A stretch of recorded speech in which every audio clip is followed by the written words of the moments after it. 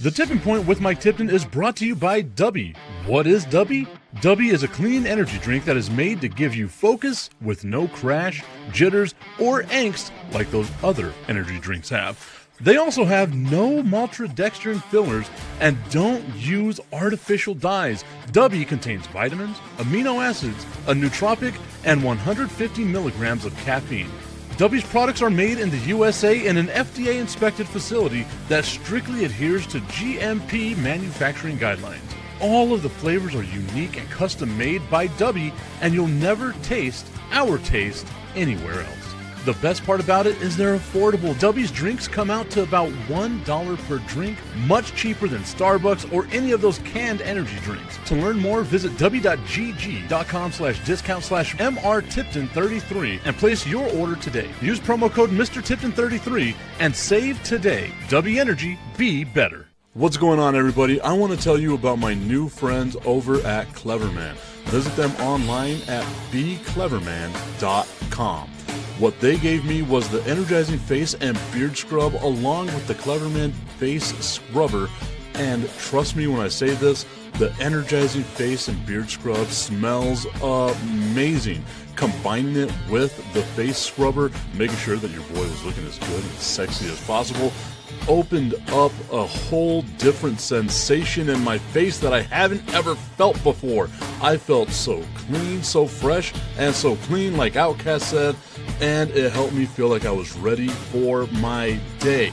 Make sure you visit them online at becleverman.com and follow them on Instagram at clevermannyc. The link is up in my bio if you want to check out all the amazing products they have.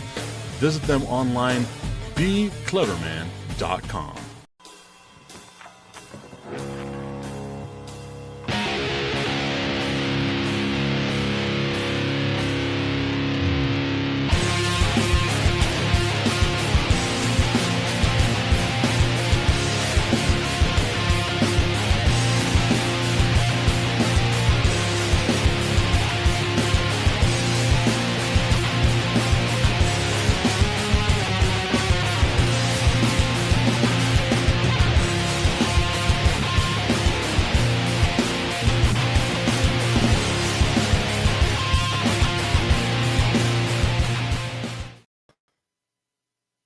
Jesus Christ, I did it again. It is time for the Tipping Point with Mike Tipton, hanging out with you here on a Wednesday morning. Remember, everyone, we are brought to you by our friends over at Crushed Peanuts. You can visit them online, crushedpeanuts.com. It's not just another snack. It's the perfect combination of flavor, convenience, and high demand with 9 grams of protein and a taste everyone loves. It's a must-have product for your shelves. Stand out with a snack that keeps all of the customers coming back, along with yourself coming back. The perfect way to start your day, to crush your workout. It's with Crushed Peanuts. Learn more at crushedpeanuts.com.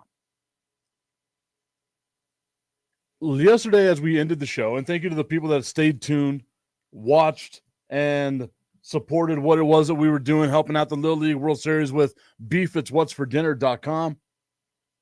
Shout out to Josh Capon, celebrity chef, joining me on the show yesterday.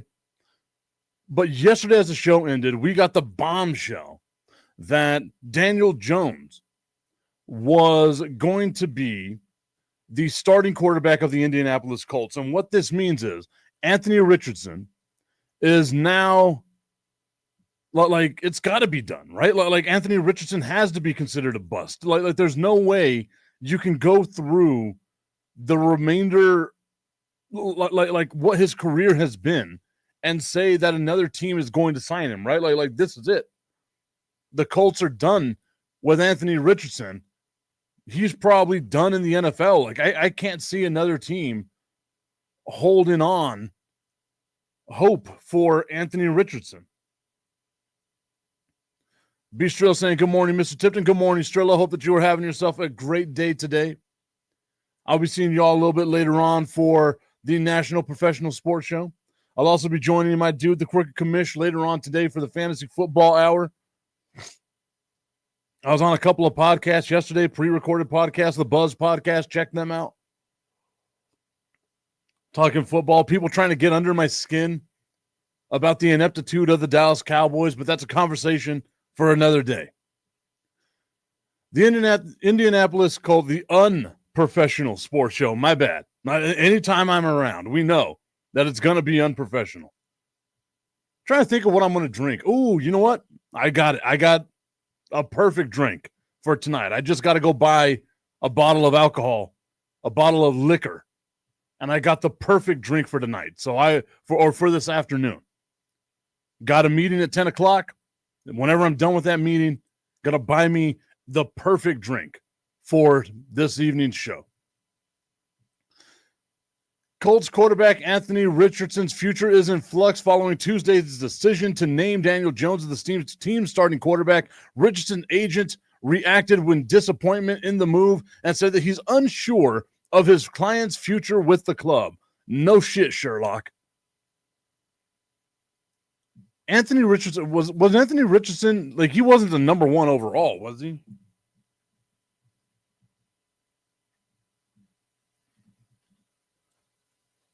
But he was the fourth overall pick. You can't be the fourth overall pick. Strilla struggling today with the keyboard. He wanted to get in there quick. I got you, Strilla. I got you, my guy. The fourth overall pick. Whenever you look at like Anthony Richardson, right? Like he's done nothing. And I get it. Like it's a short sample, a small sample size. But he only started 17 games in football total before going to the NFL. So the question really is, do you want to really put the investment on that guy to possibly be the one that drives your team? Like, he couldn't even beat out Daniel Jones, who objectively we can all say is a bad quarterback. How Daniel Jones is still in the NFL is a surprise to everybody. How does this even happen? What the hell's going on? How does Daniel Jones beat out Anthony Richardson? And it really makes you wonder what the future, like I said, I'm sure he'll get a flyer somewhere else, right? Like maybe he sticks with the Colts, but I think the Colts should move on, get themselves another backup. Like, you can't have Anthony Richardson there as the backup. But what team can look at what Anthony Richardson has done and be like, you know what? That's the guy that I want on my team. That's the guy that I want representing whatever it is that we're going to be doing. I just don't see that scenario. I don't see, and especially with like the quarterbacks that are coming out of the draft right now, like is Anthony Richardson the one that you want to try to build your franchise around? Is he going to be, because we all know like the backup quarterback is the easiest job in football, right? The starter sucks a little bit. You come in, you can be just as bad as the starter, but people love you because you're the backup quarterback. The easiest position in sports, following the hardest position in sports. But you also don't want your backup quarterback to be taking all the shine away from everyone else, right? Anthony Richardson, I don't even know if there would be a team out there that would sign him as a backup quarterback. And again, like, I'm sure that someone's going to take a flyer on him because he's a first-round pick, and whenever you're a first-round pick, you can make a career bouncing around, kind of like Zach Wilson has done, kind of like Blaine Gabbert, kind of like Brandon Weeden and people like that. Like, they can just bounce around, and people will normally give you the benefit of the doubt because you are a former first-round pick, so you must have had some sort of talent. Like Jameis Winston, right? Objectively, Jameis Winston being a number one overall pick hasn't lived up to that. Like, he's not completely a bust, but he's not what you want out of a number one overall pick. But he gets to bounce around team to team, be the popular guy that comes in. He's carved out this lane where it's fun to have Jameis Winston around because you know he's a great team guy, right? If you're the starting quarterback, you don't want Jameis Winston behind you because everyone's going to want to see Jameis Winston out there because we've seen Jameis Winston sling the ball. 100% a gunslinger, right? 30 touchdowns, 30 interceptions, 5,000 yards. He's taking the risk. That was something that was brought up yesterday on one of the podcasts that I was a guest on called the Buzzed Podcast. And they were talking about how, and this is a Kansas City Chiefs fan, he thought that if Josh Allen were on the Kansas City Chiefs, that the Chiefs would have won more Super Bowls than they would have if Patrick Mahomes was their quarterback. Because he believes that Josh Allen is less conservative of a quarterback than Patrick Mahomes is. Winston is absolutely a bust considering where he was drafted. No, I agree, right? Like, he hasn't lived up to the number one overall standard. Neither has Kyler Murray. Neither has a lot of guys that have been drafted number one. Like, I wouldn't even say Baker, right? Like, they haven't lived up to that number one overall. I wouldn't call them a bust, though. Like, Kyler Murray, this is his 7th year in the NFL. Baker Mayfield, I want to say, his 8th year in the NFL. Jameis Winston has been in the NFL for what? Over a decade? I don't think you can say a dude that's been in the NFL for a decade is a bust. It's kind of like the Kwame Brown thing, right? Kwame Brown always looked at as a bust, but the dude averaged, 8-8 his entire career and played 12 years in the NBA. He just was the number one. Like that's a solid enough career. That's better than like Bill Winnington and championship winning players. I don't want to sound like I'm going out, calling out my guy, Bill Winnington. He's been on the show before. He's been on Fire and Ice. Love me some Bill Winnington. But Kwame Brown's numbers were better than Bill Winnington's. Henry Soldier saying, good job, Michael. Thank you, Henry. I appreciate it. We are live here Monday through Friday, 8 a.m. El Paso time, 10 a.m. Eastern. All over the place, doing our thing, trying to grow, dealing with headache after headache. That's what one of my meetings is today. See if it winds up being a good meeting. But this guy, Cujo from the Buzzed Podcast, saying that the Kansas City Chiefs would have won more Super Bowls with Josh Allen as their quarterback versus Patrick Mahomes as their quarterback because Josh Allen is going to throw the ball down the field and he's going to open up the offense more. And I had to remind him that the Kansas City Chiefs, and again, this is a Kansas City Chiefs fan saying this.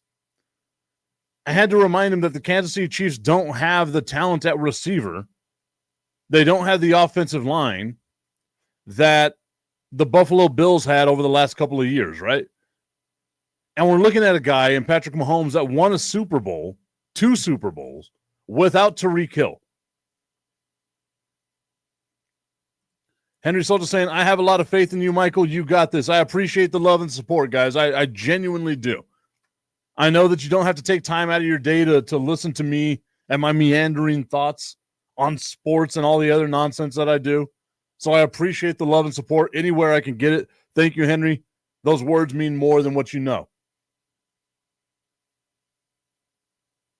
I can't see a scenario where the Kansas City Chiefs are better without Patrick Mahomes. Like I feel like Patrick Mahomes has an ability that most other quarterbacks out. Like if Patrick Mahomes were to hit the market today, every single team in the NFL, maybe 2, 3 teams maybe, would not want Patrick Mahomes. Like every single team would want to be in that sweepstakes. And I feel like if you're Cincinnati, maybe Patrick Mahomes is kind of what you need to get over the hump, right? Maybe if you're Buffalo, Patrick Mahomes is what you need to get over the hump. If you're Baltimore, well, Patrick Mahomes has less wide receiver talent than what you've got. Maybe he can get you over the hump because we've seen him do that. I don't understand the Patrick Mahomes slander that a Chiefs fan of all people was giving Patrick Mahomes. It was wild to me, like to hear that in a conversation talking about football, like a genuine conversation. Obviously, they wanted to come after me talking about the Dallas Cowboys and how bad the Cowboys were for 30 years, saying that there were, there's 30-year-old Cowboys fans that have never seen them be successful and win a Super Bowl.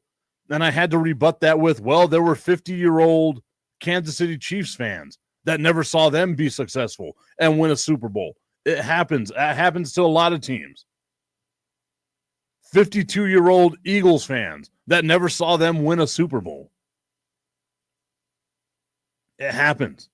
Every team goes through that stuff. You can't shine that light of disappointment on the Dallas Cowboys if your team hasn't been a disappointment. Like we can, again, every team goes through these scenarios, right? 40 years for the New England Patriots before they became a franchise that just won everything. Man, it got me thinking, though. If Patrick Mahomes would be, again, like if Patrick Mahomes hits the market, everyone's going after him, right? Anthony Richardson's going to hit the market. Nobody's going to go after Anthony Richardson. And we can say objectively he's a bust. I know Tommy's going to say Jameis Winston, that was a bust. What is the definition of a bust, though, right? Like that's my question. Like Ryan Leaf, completely a bust. Didn't do jack shit in the NFL. Jamarcus Russell, a bust. Didn't make a career in the NFL. But I feel like if you've had a sustained career, that can't necessarily make you a bust, right? And I get it, like especially with Jameis Winston, he's going to have that specter over his shoulder all the time of as soon as the Tampa Bay Buccaneers got rid of you and they brought in the greatest quarterback of all time, they win a Super Bowl. Well, how much of that is Tom Brady is just that much better than everyone else? And not Jameis Winston was the problem with the Buccaneers. He got them to the playoffs. He gives us moments, right? Like last year, he was so blessed to play in some snow. Millie Stevenson saying, my Vikings, I've never seen them win a Super Bowl. That's right. And I hate the fact that it it only seems with the NFL that it's really this way, that it's either they win the Super Bowl or it was a terrible season. Like there's no in between, right? Last year, I say for the Dallas Cowboys was a disappointing season. But the Minnesota Vikings are like my perfect case study here. At the beginning of the season, whenever Sam Darnold was their quarterback, was announced to be their quarterback, everyone was like, oh, crap, this team's going to be bad. They win 14 games. They make the playoffs. They don't have the success that you think that they should have had in the playoffs, but that's one hell of a successful season. Nobody in their right mind would have said the Minnesota Vikings with Sam Darnold are going to make the playoffs and win 14 games. Nobody would have said that. So for me, it's like the Vikings had a very successful season last season. There's so much gray area between having a terrible season and having, whatever it is, winning a championship that can define a team's success. The Kansas City Chiefs fan that I was talking with yesterday, Cujo, over the Buzz podcast. You can listen to that podcast. I want to say next week. They pre-recorded it, so we'll see whenever it comes out. But he's coming after me. He's like, oh, the Dallas Cowboys have been disappointed. They haven't had success. 30 years of not witnessing your team win a Super Bowl. Right? 30 years of not seeing your team win a Super Bowl. And I said, well, you had 50 years of not seeing your team win the Super Bowl. And he's like, yeah, but the Chiefs were competitive. They made it to the playoffs. We're having a completely different conversation if you're saying the Dallas Cowboys over the last 30 years are unsuccessful because they made the playoffs, but your team was successful because they made the playoffs and didn't win for 20 years longer than the Dallas Cowboys. 66.7% longer of a losing streak than the Dallas Cowboys are currently on. Bistro saying, I've never seen the Lions in a Super Bowl. So F y'all. That's hardcore right there, man. I will agree with you. I will agree that I always look at it through that prism, right? A Cleveland Browns fan would gladly trade success with a Dallas Cowboys fan. A Jacksonville Jaguars fan would gladly trade success with a Dallas Cowboys fan. Jacksonville Jaguars, our second favorite team on this show. You support this show by default. Your second favorite team are the Jacksonville Jaguars. Roar.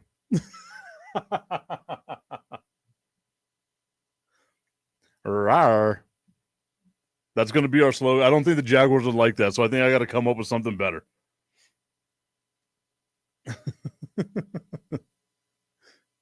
Strilla just loves all the cats. All the kitty cats.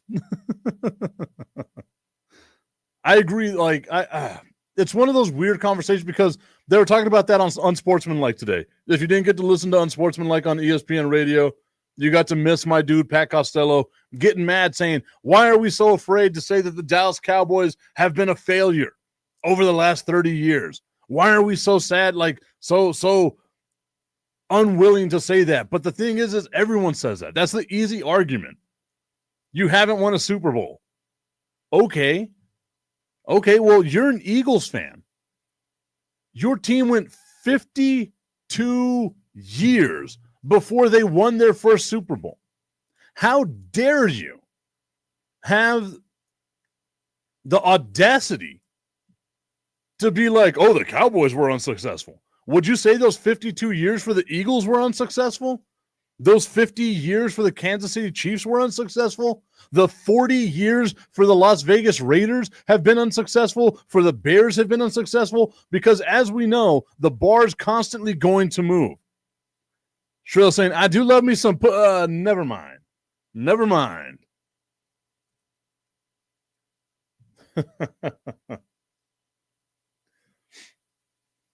I got 8 minutes before I can say the jokes I want to say. We're trying to be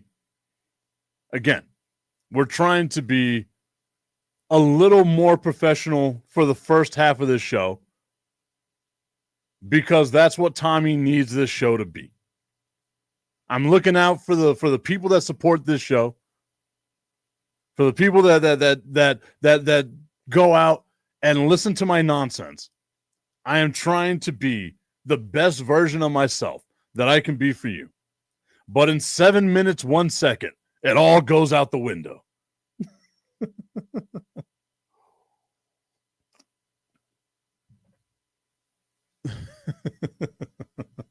USA.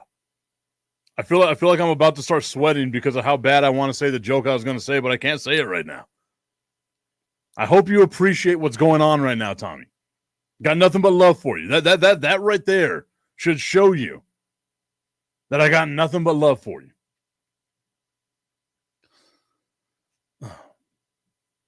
There are varying margins of success is what I'm getting at, right?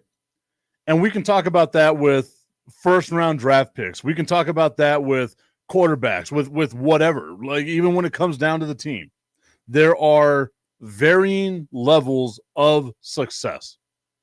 If the Jacksonville Jaguars make the playoffs this year, like we expect them to do, that would be a successful season for the Jacksonville Jaguars. Why is it that the only team that has this barometer of success of you win a Super Bowl or it's not a successful season is the Dallas Cowboys? And I get it. The whole goal should be you win a Super Bowl. I tell you all the time, if you win the Super Bowl, awesome. But if you lost in the Super Bowl, that must suck for you. It doesn't mean you didn't have a successful season. No one's going to remember who the hell you are, right? Like 20 years from now, unless it's some sort of like miracle game, no one's going to be like, oh, the team that lost in the Super Bowl in 2025 was blah. You all wind up being in the same place. I know the goal is to ultimately win a Super Bowl, but that doesn't mean there aren't varying levels of success. The Minnesota Vikings, the perfect case study here. Sure, they didn't win a Super Bowl, but if you're a Vikings fan, you had to be elated that that's the type of season you had. a 14-win season. Whenever you would have thought to yourself, we'd have gotten nothing. Same thing with the Detroit Lions fans. Sure, you can be disappointed you didn't win a Super Bowl, that you didn't make it to the NFC Championship game, but you got 15 wins. Dude, that's awesome. The last 3 out of the last 4 seasons for the Dallas Cowboys, winning 12 games. Sure, you didn't win a Super Bowl. I think if you didn't lose the way that the Dallas Cowboys lost in the playoffs, you'd probably think to yourself, you know what? That was pretty successful.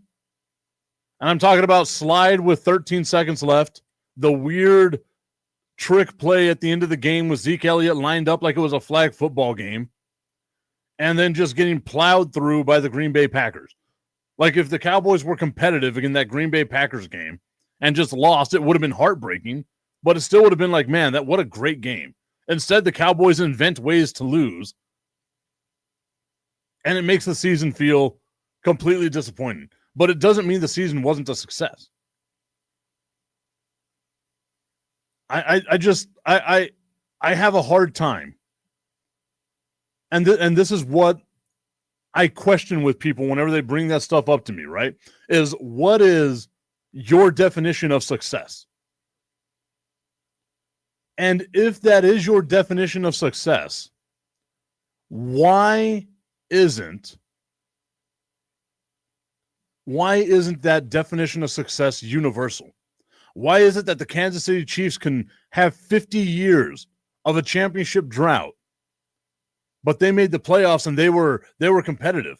Yeah. They also had the worst record in football a couple of times.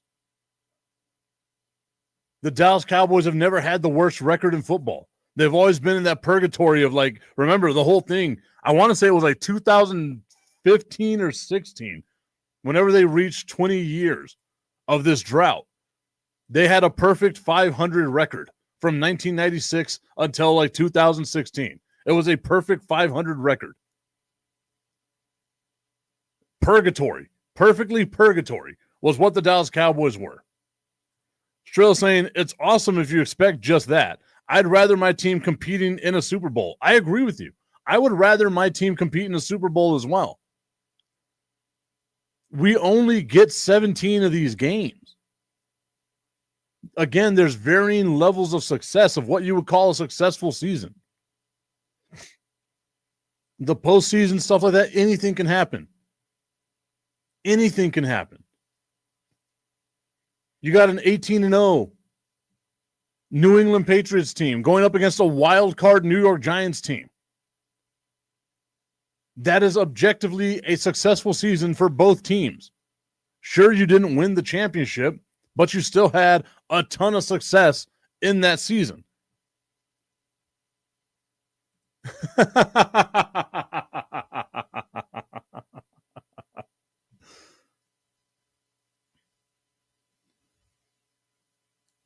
Tommy Canazzo saying the kids are out of the car now. The Crooked Commission saying, Money Mike, what's up, bro? Have to say the latest news of Parsons being completely done. If there is a backroom deal, they are sure making this into a housewife of the NFL show. They 100% are. They 100% are. Like, again, like, I think Jerry doesn't, or Micah doesn't know how to play this game. There's no way you're completely done.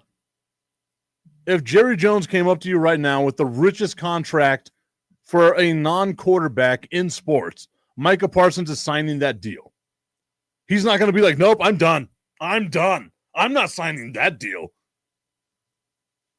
There's no way that's happening. Money talks, my dude. Money talks.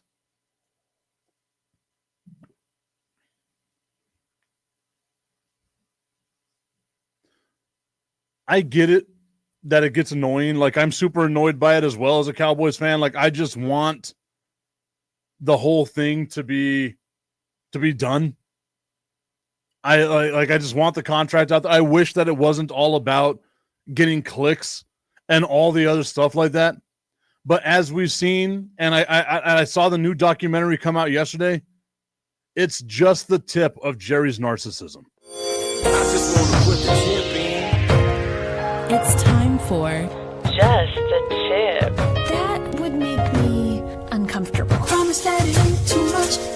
Just enough, just a tip. Just a tip. Just the tip? Just the tip. It's time for Just the Tip.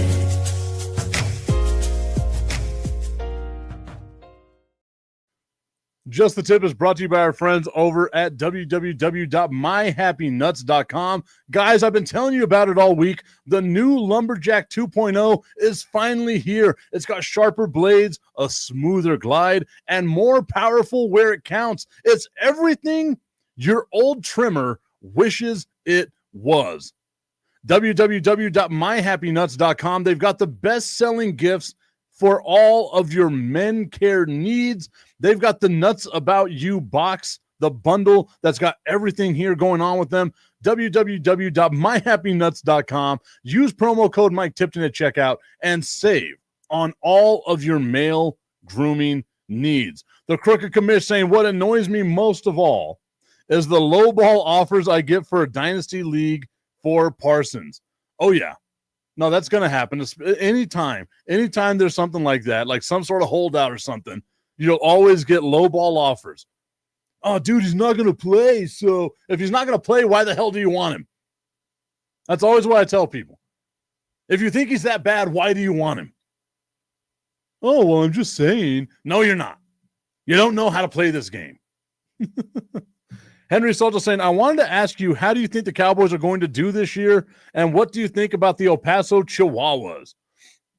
Okay, so we'll answer the first question there about the Dallas Cowboys.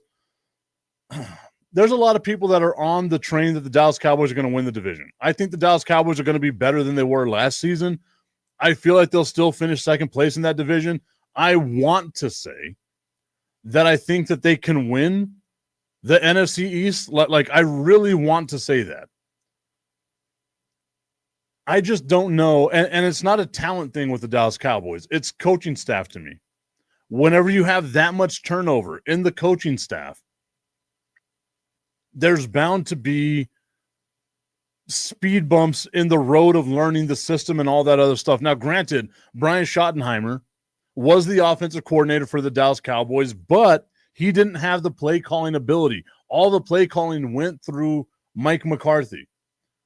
So maybe the offense continues to roll. I think the Dallas Cowboys offense is going to be amazing this year.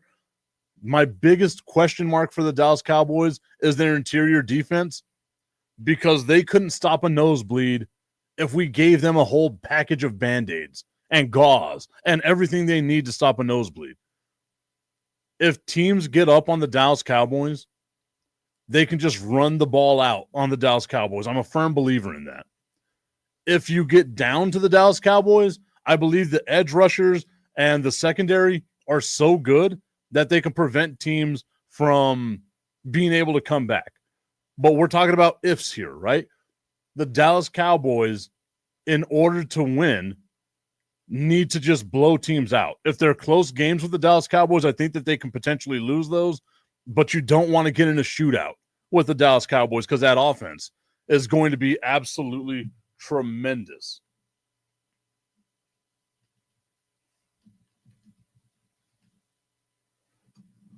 The El Paso Chihuahuas, I'm looking up the schedule right now. I know they come back into town next week, which I am excited about. For those of you that don't know, I am the audio engineer here with the El Paso Chihuahuas. I have to do that just so you know. Clarity reasons don't necessarily have to be like, oh, look, this guy, he's whatever, right? Like there's no, I'm not going to give you an opinion that's like, oh, this effing dude, right? Like, I'm not going to do that. But if you look at the El Paso Chihuahuas, they had won 6 straight games going up until the 7th of August, where they lost 3 straight games to the Oklahoma City Comets, the Dodgers team. But then they go into Reno and they do what feels like it's impossible. They win 6 in Reno. They sweep the Reno Aces. They lose last night in Sacramento. But the El Paso Chihuahuas are absolutely hot right now. And the cool thing is whenever you look at minor league baseball, they have a split season in minor league baseball in the PCL. El Paso is currently the number one team in the division, which means if they finish this season in first place, they get to take on the Las Vegas team. I want to say the 51s, but they're not the 51s. Why can't I think of their name right now?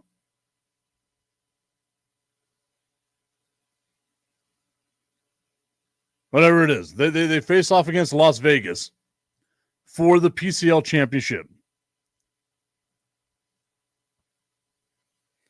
They're like, I love this stuff with the El Paso Chihuahuas. I love me some minor league baseball. I produced their 2016 PCL championship game for 600 ESPN El Paso whenever I was working there.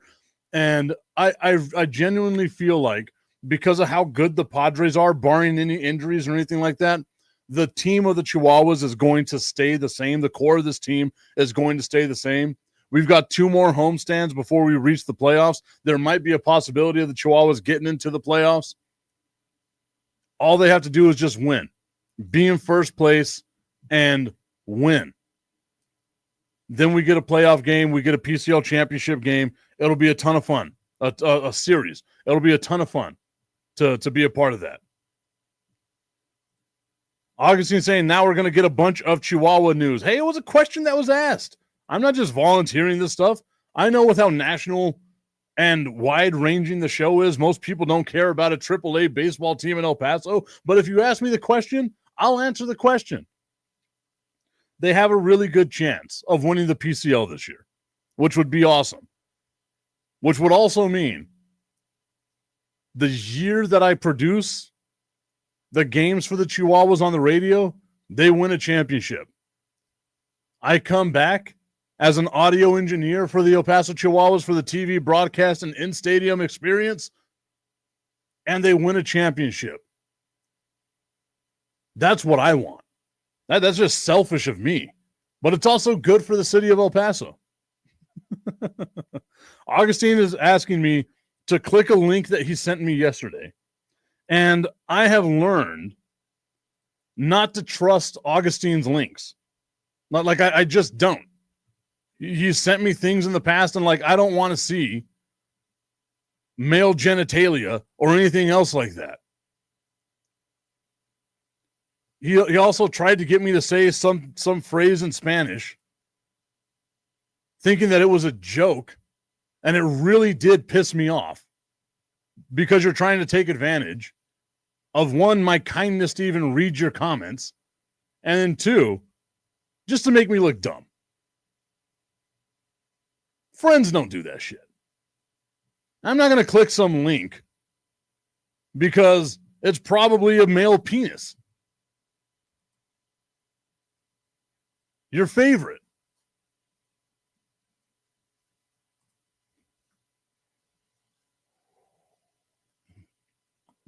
I hope you all saw the laugh and smile there. I'm just not clicking the link, Augustine. I'm just not.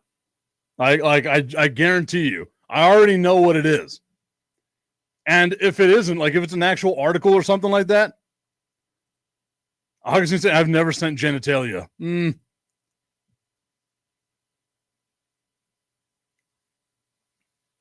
They're saying it's not.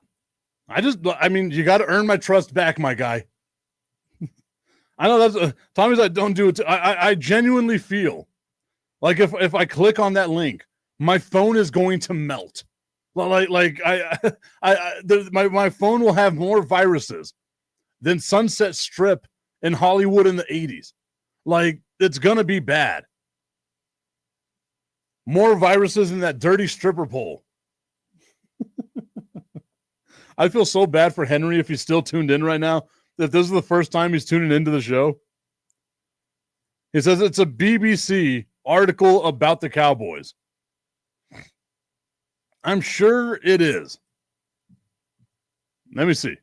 I'm gonna search up right here.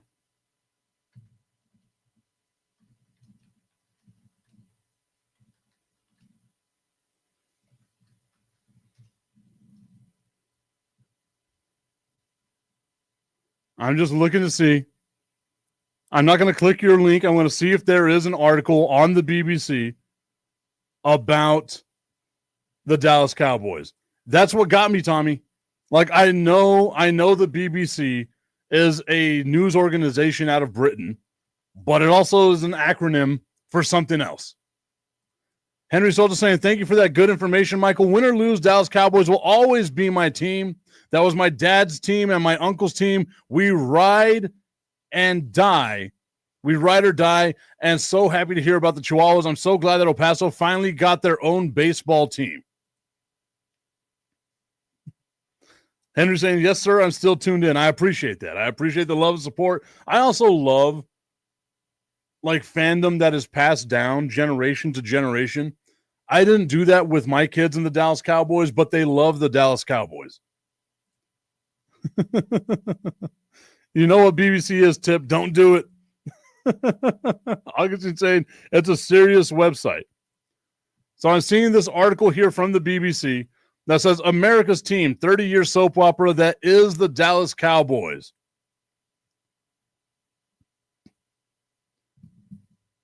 The Dallas Cowboys, America's team and the world's most valuable sporting franchise, will head into a landmark NFL season as one of the biggest underachievers in sports. The five-time Super Bowl champion enters their 30th season since they last lifted the Lombardi Trophy, having not had a sniff of success in the previous 29 years. The team's controversial and charismatic owner, Jerry Jones, is the star of the latest Netflix documentary, America's Team, The Gambler, and His Cowboys, which documents Dallas' success in the 90s. In truth, the Cowboys have been a sporting soap opera ever since Jerry Jones bought the franchise in 1989, just the way he likes it. And that is part of the fascination with this American institution. That feeling of style over substance, that all publicity is good publicity and actually winning is optional. As long as the Dallas Cowboys are headline news, it seems the 82-year-old owner is happy.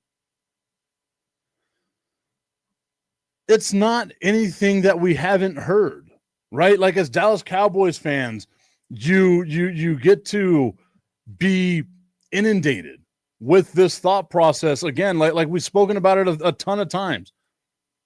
Winning isn't the number one thing for the Dallas Cowboys. It's a frustration, right? That everyone has. It created an argument today on Unsportsmanlike. My dude, Pat Costello, yelling at the host of the show, why can't we objectively say the Dallas Cowboys have been a failure for 30 years? And I said, because you can say they failed on the football field, but they failed into success. And he's like, would you rather Jerry make $1 billion more or win a Super Bowl? Every fan would rather win a Super Bowl. But to be a dick, to be a jerk, I said that I would rather Jerry Jones make another $1 billion because I've seen my team win 3 Super Bowls. I'm going to post that out on social media. You guys get to hear this first. I'm going to put that video out there on social media. I'm going to be wearing all my Dallas Cowboys stuff as I record this video. And I'm going to put it out there on social media. I'm going to be like, look, guys, I'm a lifelong Dallas Cowboys fan. I've seen my team win not 1, not 2, but 3 Super Bowls in my lifetime. And since then, all they've done is become the most valuable franchise in all of sports. So I was asked the question, and then I'm going to have the question pop up. And the answer to that is, I'd much rather Jerry Jones make another $1 billion because I've already seen my team win 3 Super Bowls. Your team more than likely hasn't. And I know people are going to get pissed off about it. It's going to be great. It's going to be great fodder for people out there. I can't wait to see how many people call me an idiot on social media, not realizing I'm playing them like a marionette. Nerds. Gary Bryant saying, the more you talk about us, the more dope we are as a squad. Hating ass haters, got them. But when you get to the international media, it's a problem, especially to a culture that thinks trophies are the end game. Augustine asking, do you remember those Super Bowls? Of course I do. Of course. I don't know. What? Am I supposed to forget things from whenever I was like 8 years old? Like what's going on here? What type of memory do you think I have? Jesus Christ. Do I remember those Super Bowls? Come on, guy. Those are like core memories for me. I'm not as old as you, but yes, I remember those Super Bowls, man. Again, just because the BBC is like, oh, the Dallas Cowboys are like this and that, who cares? Who cares? Augustine saying it's pointing out the dum-dum fans. Okay. So I have a genuine question whenever it comes to this conversation that Augustine has, right? Like, oh, it's the fans. It's always the fans of the Dallas Cowboys. They're dumb. Is it more dumb to be the dumb person or to continue talking about the dumb person? Because you bring up the Dallas Cowboys and their dumb fans more than anybody I know. Like, again, who cares if it's international media, if it's local media, if it's whatever? You're making it seem like this is the first article ever written about the Dallas Cowboys in the BBC? As if the Dallas Cowboys, the brand of the Dallas Cowboys, isn't internationally known?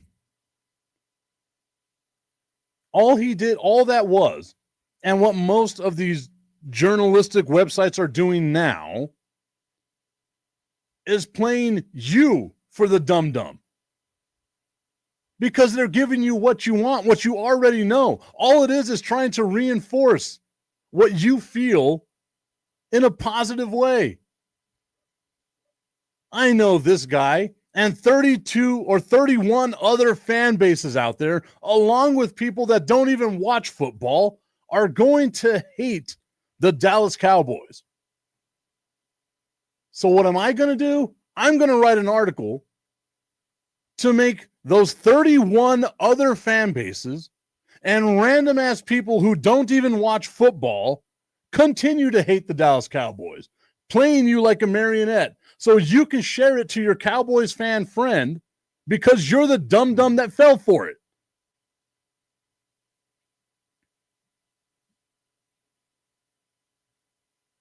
All it is living in the echo chamber, my guy. You're in that echo chamber. The echo chamber of hating Dallas Cowboys fans. You fell for it. But you want to feel like you're the smart one? Sure. Henry Soto going on to say, I was born. Wow, that was a paragraph. I love it, though. I love it. I'm going to read the whole thing. I was born in the early 60s, and ever since then, I have a memory since I could remember. And even when Roger Staubach was winning Super Bowls for the Cowboys and his backup quarterback, Morton, really good memories for me. To look back on when I was a kid, my dad, my uncles drinking a beer, yelling at the TV for the Dallas Cowboys. I just thought I would share that and all the amazing and awesome barbecues, LOL. I'll always remember those times. Like I said, ride or die Dallas Cowboys fan for life. I love that, man. I genuinely do, because I would talk to my mom and dad didn't necessarily like sports, but they loved the Dallas Cowboys. And being so much younger than everyone else in my family, I only got to see the three where the majority of them got to see, 4 or 5, even more. Not even more, just 4 or 5. And they got to remember, like, my dad was in his 40s the first time the Dallas Cowboys won a championship, so he could remember when the Dallas Cowboys were a thing, when they were first brought into Texas. And the years, right, of maybe next year, there'll be next year's winner, right? That's where, if you don't know your sports history, that's where the Dallas Cowboys, this is our year, comes from, is because they were a runner-up for so many times during the 1960s that media outlets would say next year is going to be the year for the Dallas Cowboys to win a championship, right? Going back to like the Ice Bowl in Green Bay and all that stuff. So that goes all the way back then. This has been a thing with the Dallas Cowboys. Next year is our year, all the way back to the 1960s. Once again, not really said by Dallas Cowboys fans, said by the media, playing you like the marionette. Augustine saying, no, it's not the first or second or third saying that. It's the Cowboys are an important team, but it's not giving their fans what they want. You must have missed the earlier part of the conversation where I said, okay, first off, we can say every team in the NFL is an important team. There's only 32 of them. like it's not like there's a lot of every team in the NFL is important. But I had this conversation earlier, and I'll rehash it with you because I guess you must have missed the beginning part of the show, where the argument was made yesterday by a guy that's a Kansas City Chiefs fan and by a Philadelphia Eagles fan while I was on their podcast that the Dallas Cowboys have had 30 years of unsuccessful time. Right? Like they've just been unsuccessful this whole time for 30 years. And my rebuttal was, as a Kansas City Chiefs fan, you went through, and the thing they brought up was like, there's 30-year-olds that have never seen the Dallas Cowboys be successful. They were born 30 years ago. They've never seen the Dallas Cowboys be successful. To which I replied, well, up until the Kansas City Chiefs winning Super Bowls with Patrick Mahomes, there were 50-year-olds that were born that never saw the Kansas City Chiefs be successful. 50-year-olds, 52-year-olds with the Philadelphia Eagles that never got to see their team win a championship. 52 years and 50 years. Oh, well, that's different. The Kansas City Chiefs made the playoffs, and they were in the playoffs a lot. The Dallas Cowboys had the second highest win percentage and were around 40 years, 36 years longer than the team that just surpassed them in all-time win percentage by a single percentage point. Let's not forget that. They've been successful. This is what like the varying degrees of success comes from. Have they won a Super Bowl? No. It's also really hard to win a Super Bowl. The Kansas City Chiefs, the gold standard of now, 50 years between winning Super Bowls. The Philadelphia Eagles, the defending Super Bowl champions, went 52 years before winning their first Super Bowl. If you're going to have that flashlight of judgment shining upon the Dallas Cowboys, then you need to do it for every other team. Augustine, you're a New England Patriots fan. They were around for 40 years before they won their first championship. 40 years before they won their first championship. It's been that long for the Bears, for the Raiders, for a lot of teams. We went through this not too long ago. The Dallas Cowboys drought of not winning a championship is like in the middle of all the other droughts that are out there of teams that haven't won championships. Why is the flashlight of judgment, the spotlight of judgment, simply on one team? Why? Because it's so much easier to pick on one team than it is to say, oh, well, these other 19 teams that are out there that haven't won a championship longer time than the Dallas Cowboys, they're not as famous or as important as the Dallas Cowboys, despite the fact that there's only 32 teams in the NFL. It's a lazy argument, arguably the laziest argument. And if you want to go with those are just teams that haven't won since the Dallas Cowboys won, I gave you examples of two teams that had 20-year longer droughts than the Dallas Cowboys. Every single team, save for the New York Yankees, has to go through this. It's just a part of history. It's how it goes. It's a lazy argument to be like, every other team's going to win except for that one. You're stacking the deck 32 times to 1, 31 times to 1. It's a lazy argument. It's a Stephen A. argument. I can say it right now. The Arizona Cardinals aren't going to win a Super Bowl. Am I some sort of genius because I picked 31 teams to win as opposed to picking one? It's such a lazy argument. And Augustine's saying, oh, but you're not mad, right? I'm not. I'm pointing out the hypocrisies here.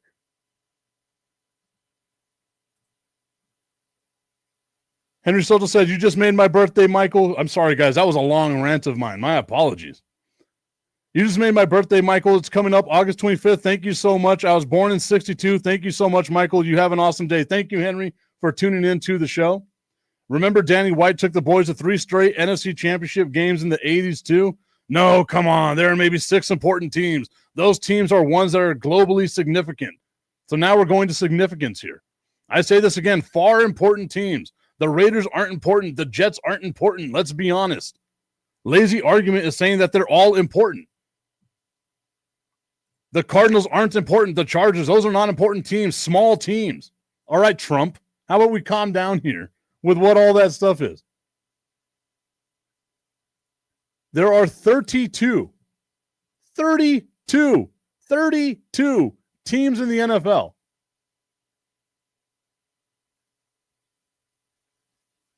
All of them are important teams. Now, if you're going to go with teams that have higher expectations than most, then yes, I would go with that. The Dallas Cowboys, for whatever reason, not because of the fan base, but because of the media out there and people that are willing to bite the chum that's in the water, picking off the bones of the carcass like a vulture, will say, oh yeah, the Dallas Cowboys have expectations to win a Super Bowl. I've been saying all year long that the Dallas Cowboys are not a Super Bowl contending team. Yet you're going to sit there and say, oh, you said the Cowboys will win a Super Bowl a year from now. I've said more times than not, and I've been right, that the Dallas Cowboys were not going to be a good team. Augustine's saying, I have huge teams only. Sure. Highest expectation is more than important teams. I believe that's what I just said. Maybe you haven't had your coffee. Maybe you're in your own mind. Like instead of listening to what's going on, you're just thinking about what you're going to say next. That's not how conversation works.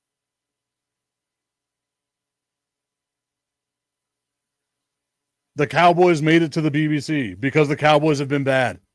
I assure you, it's not the first time that someone in the BBC has written an article about how bad the Dallas Cowboys are. They are an internationally known franchise. Have they been bad for 30 years? Nobody is arguing that.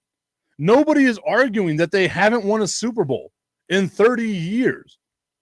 Have they been disappointing to their fans? Yes. No one is arguing that fact.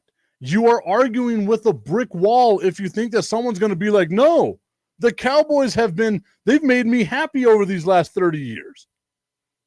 But we also don't set the level of expectation. We don't. Fans don't. You just fall for the bait that the media gives you, that the sports journalists out there give you. Stephen A is going to be like, oh, the Cowboys aren't going to win. You're right, Stephen A. Or. Like, come on now. So easy. That's such a lazy argument. The Dallas Cowboys aren't going to win. I choose 31 teams over one team, and I look like a genius. Very Trumpian. Extremely Trumpian. Look, this is what I think is going to happen. All these other teams could win, but not this one. And again, if the Dallas Cowboys were to win, the barometer is going to be moved to, oh, it was a bad season for the rest of the teams out there. That's just how it goes. That's the life that you live as a Cowboys fan. No matter what the team does, everyone else out there is going to have an opinion. How about you have an opinion on your own teams? Once again, everyone, thank you so much for tuning into today's show. Love the argument. Love the conversation back and forth. We will see you all tomorrow up against the clock. Bye.